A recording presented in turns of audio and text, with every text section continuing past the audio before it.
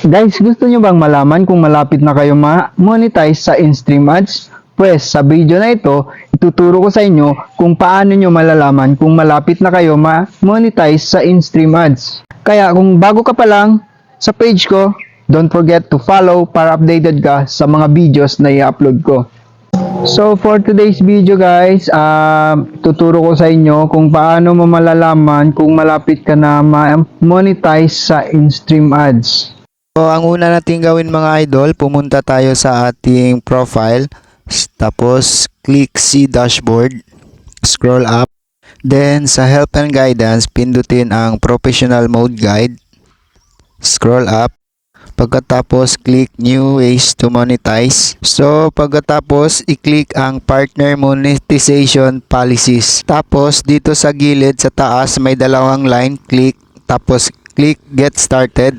Tapos, click monetize your content and then, maghintay ka saglit. Then, scroll up.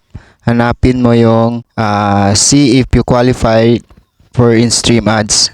So, pagkatapos, click start earnings. Then, maghintay saglit. Kikita mo dito monetization tools application. Then, check it out. And then, nandyan na po yung profile mo. So, yan ginagamit ko, yung profile ng kapatid ko. So, maghintay lang po tayo saglit. Tapos, sa side nito, sa baba, makikita nyo branded content and other monetization tools. So, yan na. So, nakikita nyo po yung arrow dito sa side, sa baba. Tapos, click nyo po yan. Tapos, makikita nyo sa baba, in-stream ads on demand. And then, click view criteria.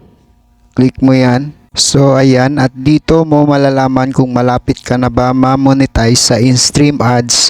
At dito mo din makikita kung ilang percent na lang ba ang kulang mo.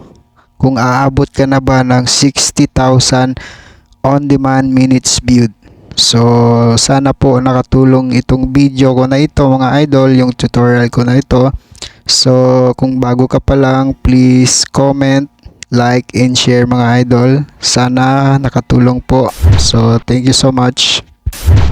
So, yun nga mga idol, kung may natutunan kayo, don't forget to follow, share, and thank you so much. Bye-bye.